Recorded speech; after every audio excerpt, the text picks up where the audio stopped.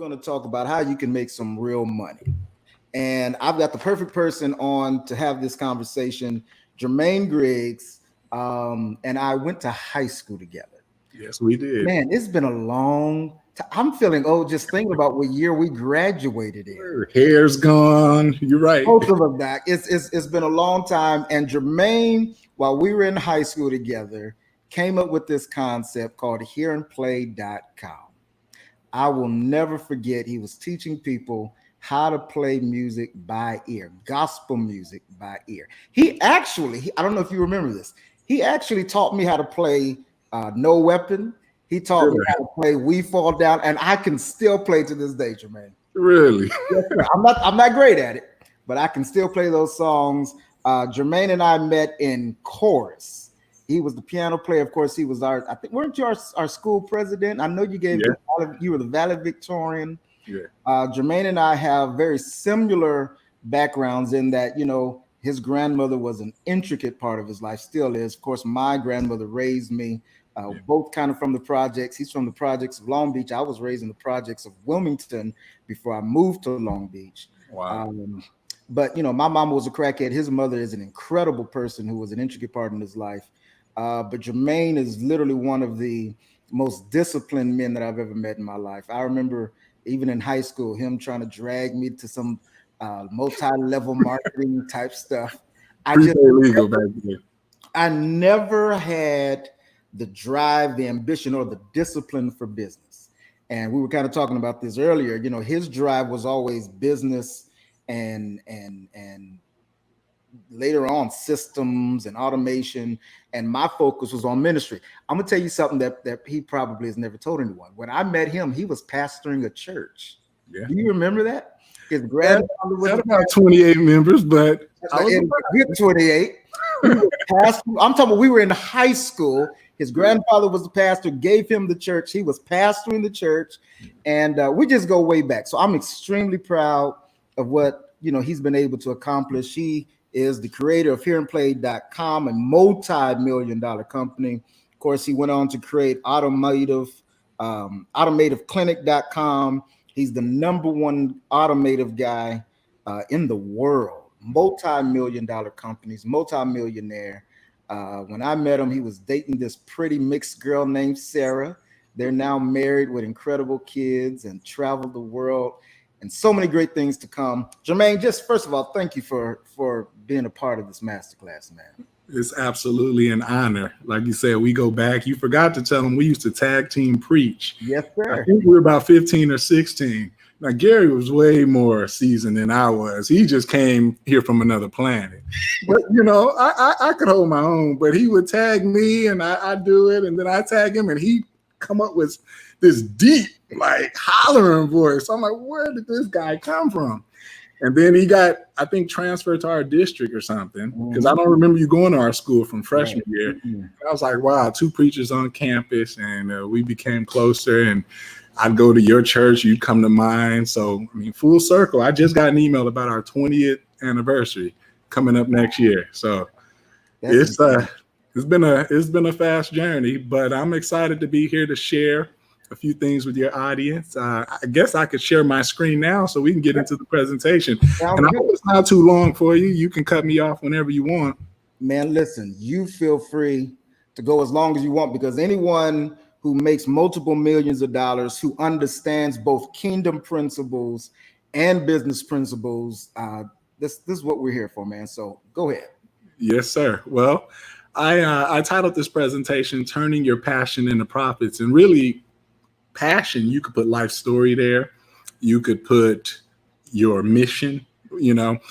But I also believe that profit, having some kind of monetary engine, I think it's important. We had that conversation because that's what drives. You know, my grandma, very pivotal moments in my life that she really had big parts of. She used to say, if it doesn't make dollars, it doesn't make sense. So sometimes, you know, having, you know, your mind on this is very important. So I just want to talk about that and kind of share my story and maybe inspire a few folks out there how my businesses have allowed me to travel the world with my family while keeping my mission alive and well. Here we are celebrating our 20th. You don't know this, but next month, August 6th, will be the 20-year anniversary for Hear and Play.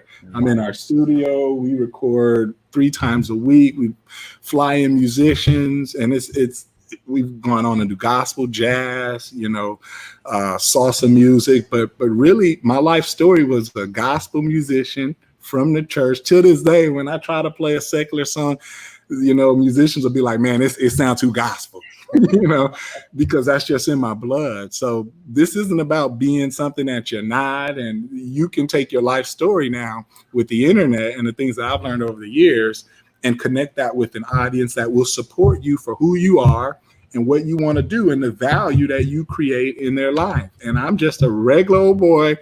My biography exceeds the way I feel. I just feel like the same old kid from the projects. This is how I dress. I have 3 shirts to my name. I have a suit. I'm a minimalist. I've lived out of a suitcase, so I get into all that. But here are a couple pictures. Maybe you even seen it on the front of a couple of websites we got featured on, Essence Magazine. The family that took off and traveled to 40 countries in 2017 and 2018. India, Egypt, France, Maui, safari in Kenya, Accra, Ghana. And I don't post those pictures to really impress, but just to show you that what's possible, for this little old kid. I wouldn't have imagined, if you asked me 20 years ago, if a voyage around the world was possible. But it wasn't always this way. So I got 8 photos here that pretty much kind of tell my story really quickly.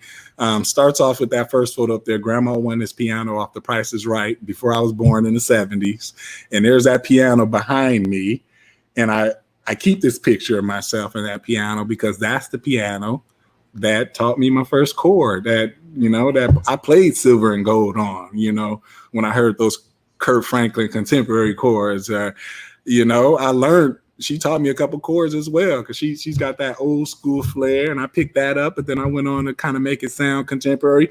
But like Dr. Sproul said, I also had this drive, this like feeling. Here we are in the projects, sharing rooms, and I still got this drive to like do something. So I actually joined this sales club when I was 8 called Olympia Sales Club. You sell stuff out of a magazine, and they either give you points so that you could turn them in for a Nintendo or or you can get cash. You make $2 an item. So here I am at 8, 9. I got all the kids in the yard, and I made photocopies of the brochure, and I was like, hey, you guys sell the items, I give you $1. See, meanwhile, I was keeping $1. And I remember a couple summers, I made $115 in one summer here, $200 here. But it got me seeing that there was nothing that I couldn't do. And, if you can at 9 years old knock on a stranger's door and sell stationery or greeting cards and things out of a magazine, and you start to build a certain level of confidence. Now mix that with speaking in the church at such a young age, and I know Elder Sproul knows, it just unshakable confidence, to get up in front of people as a kid. So I think business and ministry really fueled some of the things that I was able to do as an adult. So there I am, grown up, and now teaching neighborhood kids how to play around my community. $10 a lesson here. And one pivotal, I keep messing up that word, moment was when a parent said, can you do a workbook because you talk too fast? And my kid kind of needs to work on this during the week. And I said, yeah, I put together something. I used to do the church bulletin for my mom. She was a church secretary. She taught me how to do that. I put together some workbooks. Now, this is important because that was the beginning of my automation mindset. It was, you mean to tell me I don't have to really show up to the house and teach everything? It could be in this leverageable, write that down. It could be in this leverageable media that I do one time. Buzzwords here. I do one time, and then I give it to my students, and then they do their homework and give it back to me. You mean I can do less work, but actually make the same or more money? So that was that moment. And I have a lot of these kind of epiphanies. A year later, this is the August 6, 2000 that we're celebrating next month. I put these workbooks online, and that's about the time me and Sproul are talking about. That's senior year Poly High School, August 6, 2000. Put these workbooks online. Get X.com was my payment provider because I was underage, but X.com got bought by PayPal, y'all. So I'm giving y'all some history here.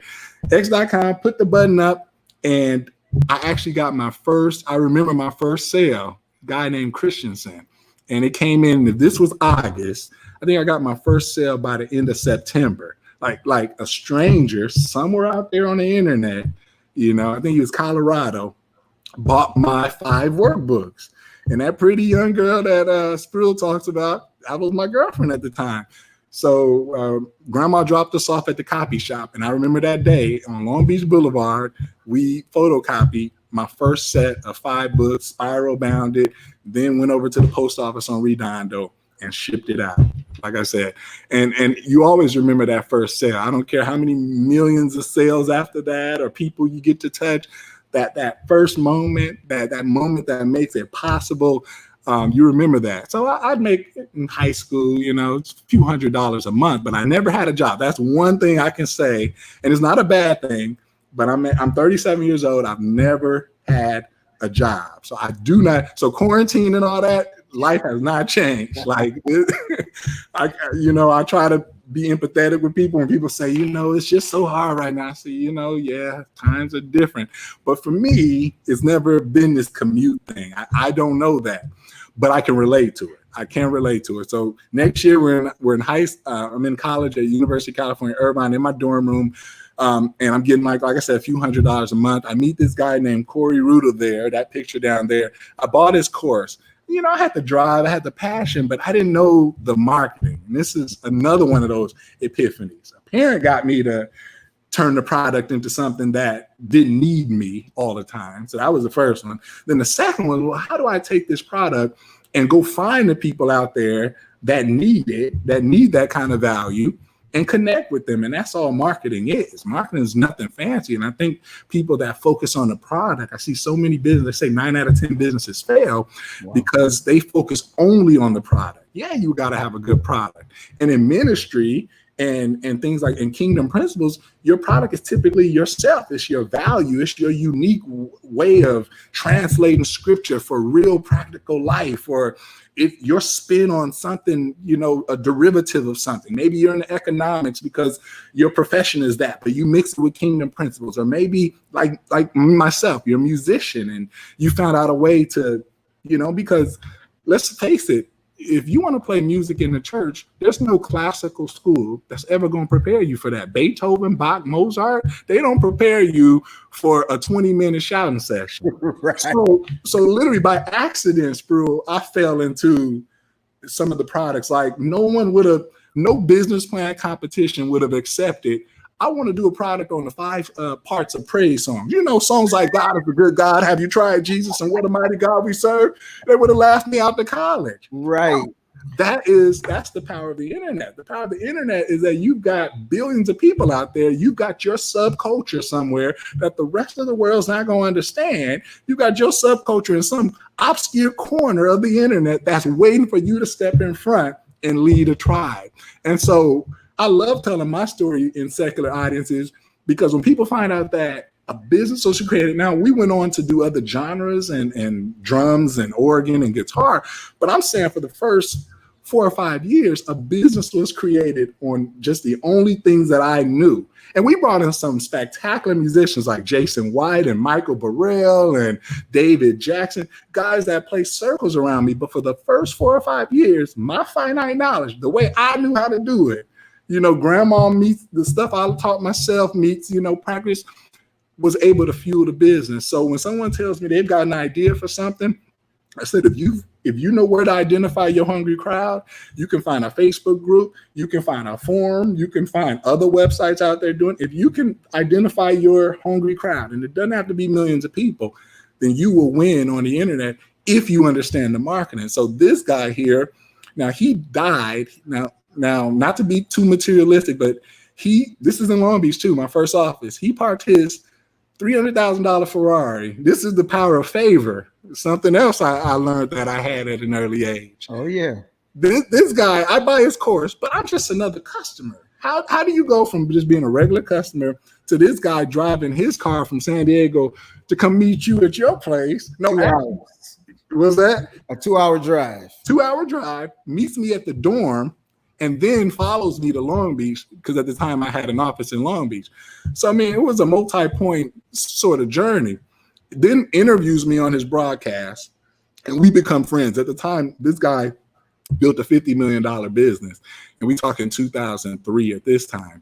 Now, he would go on in that same sort of car to get in a car accident at the Speedway, because these guys like to get together with their cars at a private track and race them. In 2005, June 2nd, just 2 weeks before my graduation, which he was going to come to at UCI, he passes away in that car accident. So every time I speak, because of this moment, you know, I definitely take some time to honor him, because I think he went over and beyond. And quite frankly, even in the times that we're in, you know, it's a lot of tension and things like that. But when I go back in my story, you know, I say, look, y'all, we got to understand that not everybody's the same. Not everybody's the same. He didn't have to do some of the things that I know. I mean, I just paid him $200 for his course. That don't buy, you know, a caliber of a guy like that. So, you know, there were some moments like this, some turning points. And so I learned how to do it. 2002, turnaround. I changed my website around. I started understanding what benefits were. For example, the difference between benefits and features. Features, those are what your product does. Everybody knows how to do features. Features is, you know, it's 300 pages. It's 20 chapters. Oh, the finest of material, this or that. It's bound like this, you know, but that don't get people excited. Some people it does. You can describe an Apple Watch or Rolex or whatever, but what's going to really get people excited is what that product does for them. So that's the difference. Feature is what the product does. Benefit is what the product does for them, right? So why do you buy a car like that? It's not to get from place A to B. If you're trying to sell that car on getting from A to B, a Pinto can get me from A to B. Right. I'm not buying that on logical features. I'm buying that on whatever I think is going to do for me. So it was philosophies like that that started to change me, and I understood how to sell. So I think that's very important. If I were to say a ratio, I'd say 20 to 30% on the product, at most 70% on the marketing. You can always backtrack, and not everybody's going to agree. This is my opinion. I put that. Not everybody's going to agree, but you do it that way, you can always backtrack and go make the product better. Look at Microsoft. They always patching up Windows or something. Mac does it a little better, but you can always backtrack on that when you have the customers to care. Now, the other way around, you're out trying to push this thing, trying to say you have no customers, but you didn't invested all this time and energy, but nobody to care. Nobody to care. So you do it the other way around, and I'm going to get into this. It's called MVP. And so 2002, changed the site around. I remember the day I woke up and I was using AOL, You Got Mail, and that thing was going off. You got mail, you got mail, you got mail. I looked, it was like 13 orders in there overnight. I never got 13 orders. That take a couple of weeks to a few weeks, you know. Like I was only making a couple hundred by college. It was $1,100 in sales by the end of March 2nd, 2002. I remember the day. By the end of that month, $12,000 in sales. By the next month, it was like $15,000 in sales. Then I started learning how search engines work. He taught that as well. I remember I had got up to like 18,000. I was 18 at this time. Got my own apartment. And then by the 2003 is when we got our office, hired my mom. Same year, fired my mom. That didn't work out. And then that's when he came down. The end of that next year, we were doing 400. By the time he interviewed me, we were doing $400,000 in sales, just one $30 DVD at a time. So a lot of customers, workbooks, things like that. And then when I make this photo here, this is a couple years later. Now I'm showing up on the same list as Zuckerberg.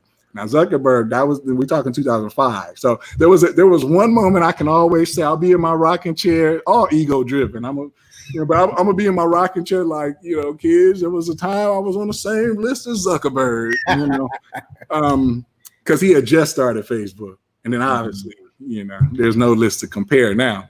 And then just being honored to do different things like speak, and then it's just like I said, a couple years after that, we're $1 million business, tens of thousands of customers, getting to meet the president, speak at graduations, man of character, honored by different magazines, Etna, something of the year in our community. And the most important thing, because this stuff is all right from a professional standpoint, but the most important thing was the means to be there for my family. Because a lot of business guys, they love this and they get all these accolades, but it's their own family who doesn't know them. And for some reason, that was always something that I wanted to equally value.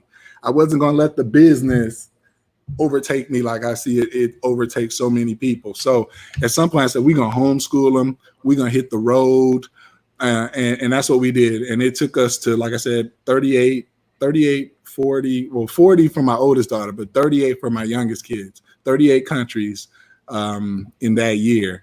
And so that's what I want to talk about, the freedom formula. What would allow that journey? What are some of the intangibles, the philosophies that I've taken up that I think will be helpful?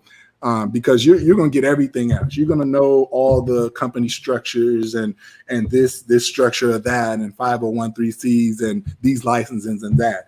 And I'll leave that for everybody else. What I want to cover is what I feel is my own personal philosophies that brought me here. And you can take what you need and you can say, oh, that ain't quite me. And somewhere in the middle, you'll find hopefully what you're looking for. So I kind of make this 7-step acronym that I call freedom. And I'm just going to get into that. The F is focus on the activities that move the needle. So what do you mean by that? I think focus is huge. I sometimes I sit and I say, how does a guy like Tyler Perry or Oprah Winfrey, how do they get so much done? Like, I mean, we're all dealing with the same 1,440 minutes in the day, right? So it's like you feel like if you sleep a full 8 hours, which I'm not sleeping as good as I want right now, but a full 8 hours, you got 16 left. And, you know, if you are working right now, a lot of people working from home because of quarantine. So that's actually, you know, depending on your circumstance, it's a blessing in disguise for a lot of people because they get 2 hours on each end. And so when we talk about focus, time is something I view like people, like here's some things. I don't watch sports. You can't tell me who's my favorite sports team. I don't know what's going on in entertainment. When I was 18, I couldn't point out a celebrity. If P. Diddy or something, the preaching, you know, being just so much in the church helped. But just in general, if a celebrity walked by me, I wouldn't have been able to tell you who they were. Everybody else was crazy over them. So time is very important. So when I say focus, there's a big myth, especially in our own community, that grind is the only way to succeed. And I will tell you that I'm personally not a grinder. Now, I like to give the illusion of grind because people leave you alone. I know you're busy, yeah. You know, but the reality is no, the grind days, they are necessary, but grind wasn't meant to be a 24/7, 30, 40-year process. You simply burn out. You burn out on that kind of grind. So the truth is, focus is infinitely more effective than grind. And I'll prove it to you. And the truth is, not all grind is created equal. So there's this book I read earlier on in my career. So write this down, Peter Drucker, The Effective Executive. And it was one of the books that Corey, my mentor who passed away, he gave me this book. I think it was 2005 he gave me this book. One of the lines in it was, many mistake activity for productivity. They're not the same thing. Oh, what you doing, Doc? Man, I'm busy. I was here and there, and I'm doing this and I'm doing that, and I got this booked and that. My schedule's booked. Okay, that's great. That's great, especially if you're doing mission work and you're doing what you were placed here to do. It's important, you know, but at the same time, it depends where you are in that cycle, because there's other people out there that you can pass that baton to. Yeah. There are people out there ready. You know, you got a whole staff of ministers and still, you know, just flying. What do they say? Just by the seat. Just all, you know, doing all kind of things. So activity and productivity. At some point, you come to grips with that.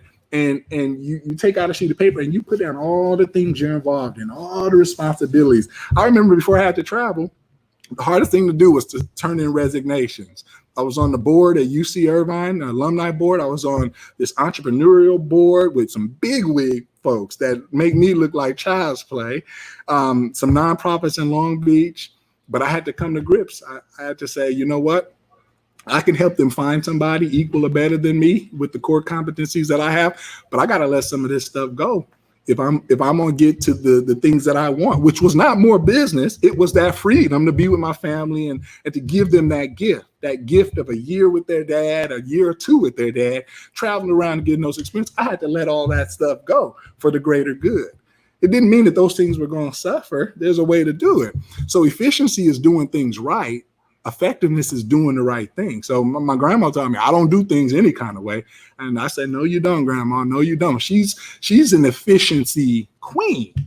But when it comes to effectiveness, see, a lot of those things that we're doing right are the things that we just shouldn't even be doing at all. So yeah, I'll give you an award for doing them right. But when you're just totally doing the wrong thing, you're doing the wrong thing right. So where does that leave you? So how much of our grinding is doing the wrong things, not only right, but then doing some of the wrong things wrong? Some of us aren't even efficiency minded. So not only are we doing the wrong things, we're doing the wrong things wrong, right? So there's a lot of things on your plate that other people can do. I mean, just go down the list in your own mind and think, am I doing this? You know, some things we do out of ego, some things we do because we think no one else can do it better. But you realize that thing that you're holding on, somebody can do that better. Actually, somebody was built to do that thing better. You know, I take a lot of personality tests. There's one called 16personalities.com. You all should write that down. And go put 16 personalities. You'll answer 100 questions for free. And they're going to give you one of 16 personalities. And you're going to read this thing. You're going to be like, how does this website know me so well? It's going to tell you, you know, how you like to sleep and how you often talk to people, how people respond to you. And see, some of the things that we're doing are built for someone who has a better personality for those things. Like, I'm not a great manager in a sense of keeping up with things. And like, if I have a bill to pay, I put it like on a bulletin, like a DMV kind of thing you can't avoid. I just put it right on the bulletin board. I'm not one to file it away. If it's filed away, it's not going to get paid. I'm going to get pulled over. Like, sir, your tags are 2 years old. Really? I never noticed that my sticker looked different. I'm that type. So I need somebody in my corner that's the opposite, right? So a lot of things that we hold on to, we don't even do them good when you come to grips with that. So that's focusing on the right thing. Now, then I learned about Pareto Principle. And we all know this as the 80-20 rule. A guy named Wilfredo Pareto, 1897, work smarter, not harder. What he taught us is that by identifying and committing to the few things and responsibilities that output most of the results that we seek. So if you look at your day as 10 units, right, and you got 10 units of energy, what this is saying, what the 80-20 rule is saying, there's at most 2 of the things from your whole day or 2 of the things from your business that if you focus on those 2 things, it will produce 8 units of the results that you seek. So and a lot of us think that 1 unit in is 1 unit out, and that's just not true. It's 2 units in that's producing about 80% of what you really want. So really the game is figuring out what is the thing I was built to do.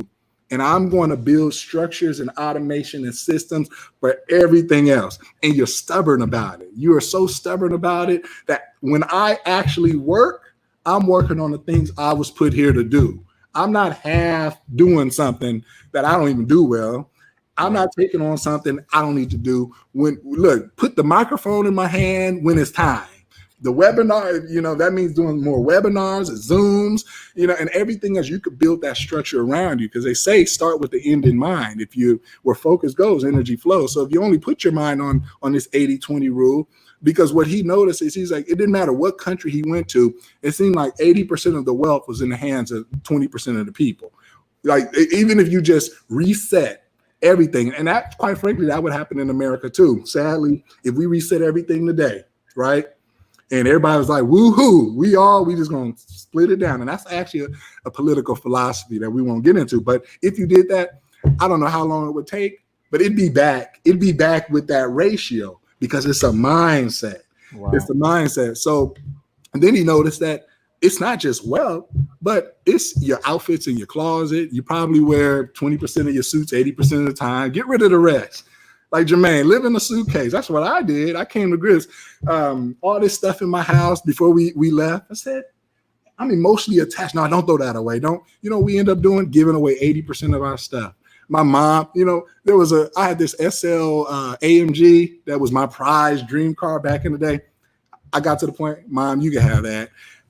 Granny went to my condo and everything else, all my workout equipment, just gave it away. And that was one of the most freeing moments of my life, because all these things that I thought I needed and I worked so hard for, at some point, we gave it all away, cleared out our house, put it in a pod, the rest of the stuff that we needed, sentimental stuff, and hit the road.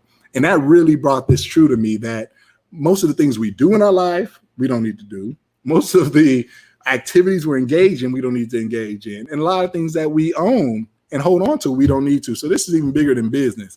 And then it went a step further. 16X principle says, if you focus on the 20% that yields the 80%, you're actually 16 times more effective than if you did the opposite.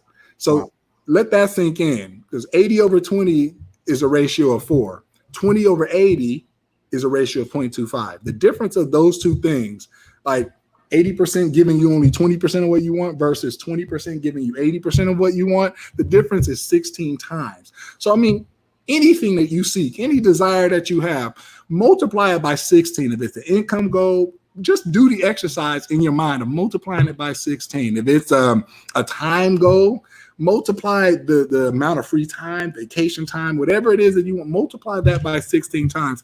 And that ought to give you a focus, a sense that, wow, if I only focus on the things that matter. So, what would you do with 16 extra results? Time, money, freedom, customers, right? And that leads me to my next point. The R in the freedom formula is, once you focus, now you realign and prioritize the right things.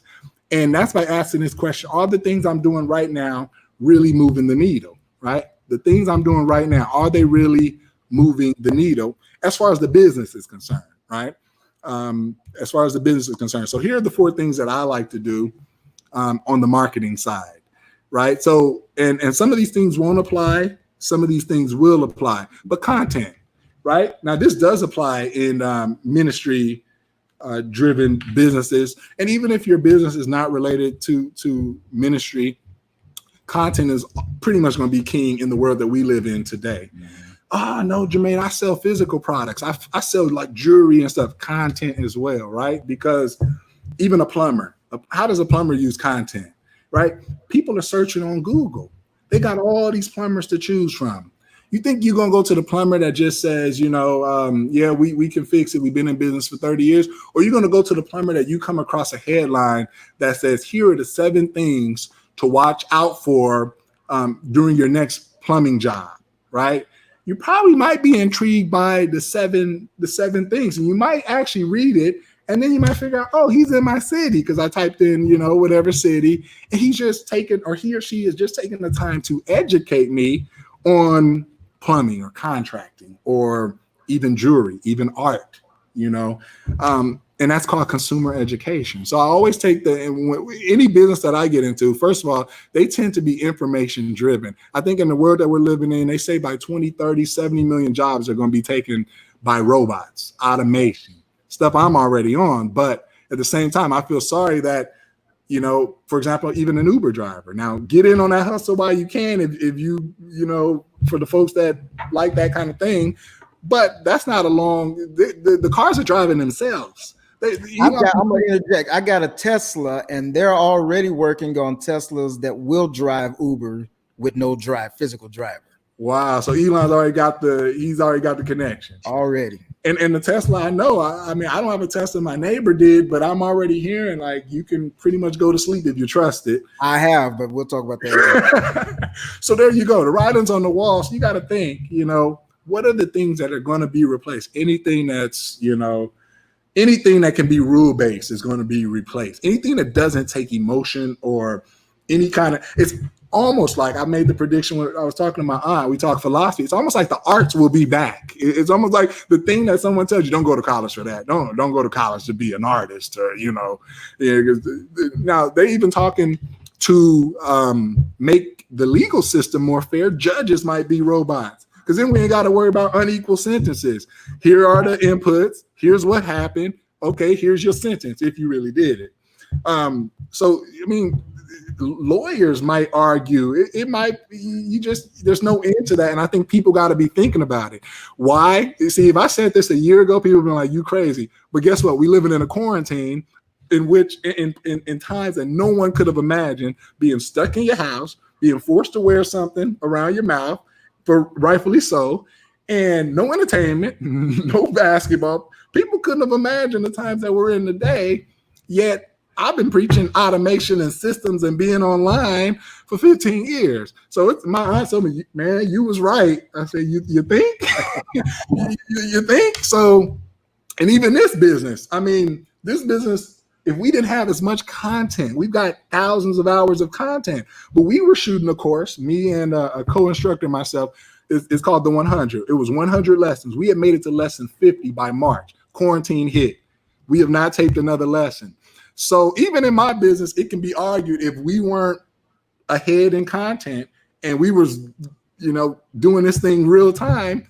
I mean, we still, we kind of down in that regard, but guess what? A keyboard travels. So we got to do the lessons at home, and that's what we've done for the most part.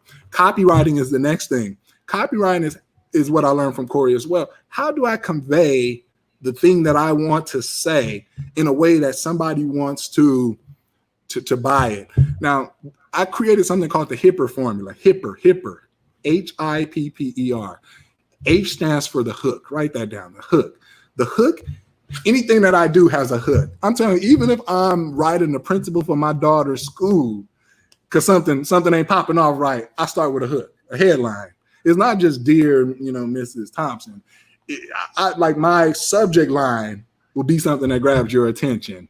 So that's always in the hook. Have you ever noticed when you're at the store, they always have the tabloids right at the checkout? It's always just some foolishness on there, but they are masters at the hook. So it's almost like you want to be curious at those headlines just to see the templates that hook the mind, right? Because those can be applied for good. Right? Because it's the same attention that you're fighting for. They say that goldfish have more attention than we do now. They got 9 seconds of attention span, and we got 8 seconds as humans. We've been passed by goldfish. Now, when you add the internet and just all the stuff going on, even on Facebook, you post something, you don't even know it's going to all your friends anymore. It's just a very small percentage. So being able to write in a persuasive way. So the H is the hook, the I is the issue. Right? So the issue is typically a question. Are you experiencing this? You did it in the video with us, you have this, and typically a few questions, 3 questions that relay that you understand what the issue is better than the person watching. Because then they say that person understands me, right? Hey, are you in the pews right now and you actually and your church doesn't have a musician? This was one of my first ads. Are you in the pews right now? Your church doesn't have a musician, and you know that you're called to do something musical, but you just feel like you had no direction. You tried to hire the music teacher up the street, but Mary Had a Little Lamb is not going to work when Sister Jones gets up. Well, look, I didn't go to school for music, but I know how to play praise songs. I'm just a kid that knows how to play praise songs and knows how to teach them in 5 parts. It's called Gospel Keys, and here's how you are. So that's me relating the issue. Then the P is poking at that issue. Poking is issue squared. So poking means what happens if I don't solve this issue? And it's not always like in really big problematic ways. It's not like you're scaring somebody. It's just that, let's take the praise song example. It's like, hey, do you have this passion for music, and pastor wants you to play, but you don't have the confidence to step up, and you don't want to go to your grave with that. I don't want to go, maybe not that far, but Les Brown would say that. Les Brown says the graveyard has got the most unwritten poems, right, the most unperformed songs and books and things like that. But having that feeling that you could do something and you're not. I know when I would go to a church as a guest musician, like our choir showed up and there was no musician there, it's like, it's almost wrong to be in the audience waiting for your choir to get up and not stepping up. That feeling of knowing you can be all that you can be. That's that self-actualization. Every human being wants to expand to what they can be. Now, not all of us can play an NBA, so it's to our ability, but that can always be a part. So copywriting is not this sales-based thing. It's inspirational writing that when somebody gets done, even if they don't even have the money for the product, they're like, that made me feel good. I have this line, leave them better than you found them. Wow. So even in my copywriting, I like it to be inspirational. I like it to deliver a lesson. But there's still going to be a button down there, for you all that are inclined to buy. So the second P is the peel. That's the solution. So that's why I created this system, because there's no other system out that could teach people how to play this particular thing, that particular thing. And so after years of teaching in my community, I stepped up. And quite frankly, y'all, I didn't even know it was going to be successful, but I stepped up. And because of you all, you've turned this into a real business. So that's the peel. The E is the effects. That's the benefits that we were talking about earlier. Bam, here's what it's going to do for you. Number one, here's the second benefit it's going to do. Here's the third benefit, fourth, fifth, sixth, seventh. And then the final R is the response. And Spru all does this naturally. I watched the video a couple times that you did, and you gave a couple of responses at the end. That was R. That's the call to action. So do it now, right? Because everybody's waiting, right? Do it now. So I think ministry-driven people know the R part of it, because that's the action. Take action now, not later, now, right? So that's copywriting. Conversion is all the things that you'll learn when it comes to building your website. What I would tell you, though, when it comes to a website, is don't invest in a fancy website in the beginning. Websites, most of them are nothing more than glorified business cards. You ask somebody, tell me about your website. Oh, it says how many sales you made for it. I don't really know if I made any sales, but I paid somebody $5,000 to do it. Don't do that. Don't do that.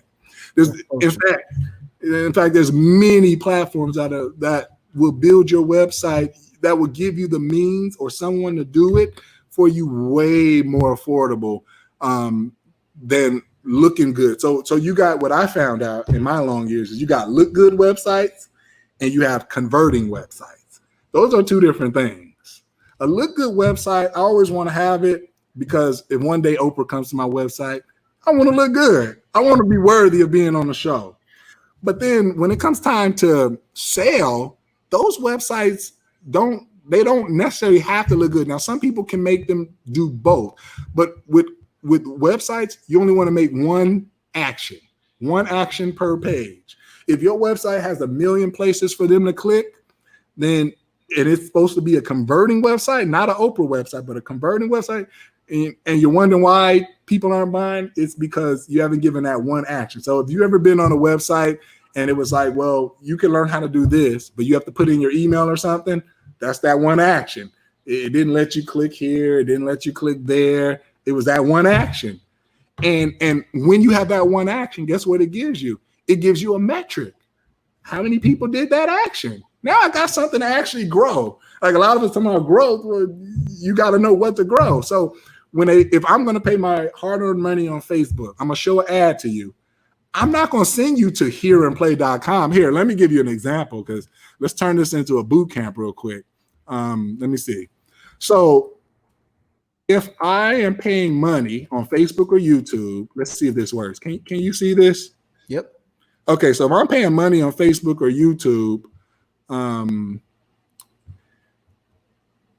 not sending them here. See, they got the nice 20-year anniversary. I just added that. Oh man, they messed up something. It's 2020. I didn't tell them 2021 anyway. So this is just a feel good, overall website. That's not where they go if I'm paying money. They're going to the ugly site.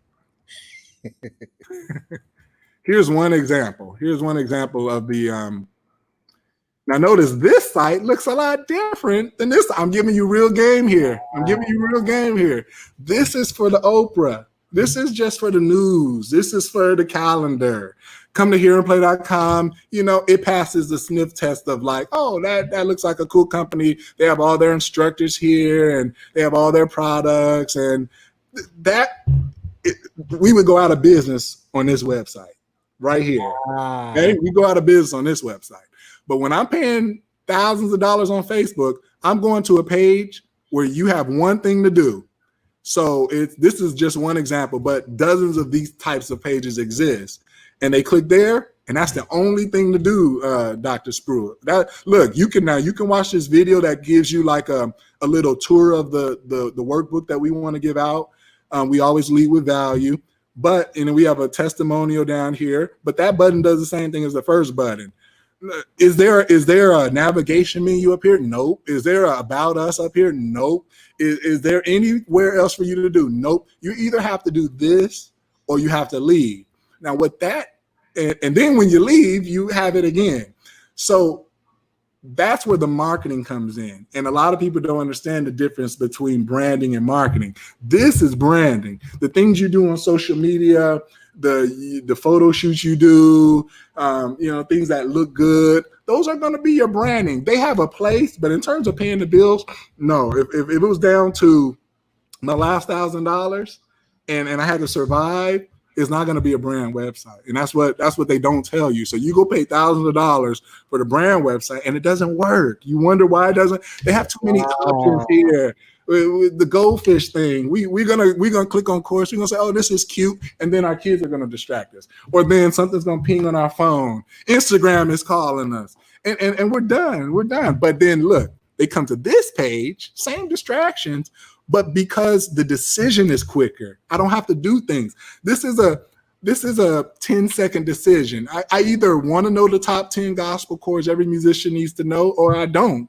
And then I'm like, okay, I want to click that button. Oh, okay, they want my email.